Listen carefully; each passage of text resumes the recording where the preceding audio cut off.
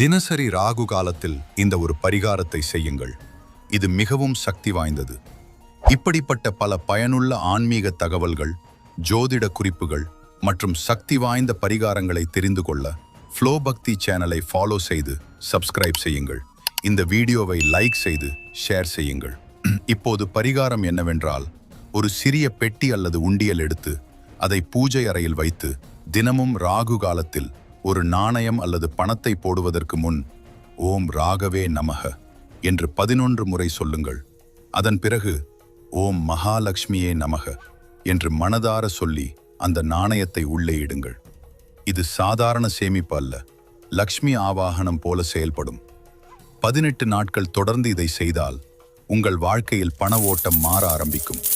தடை இருந்த இடத்தில் வாய்ப்புகள் உருவாகும், செலவுகள் கட்டுப்படும், வருமானம் மெதுவாக அதிகரிக்கும்.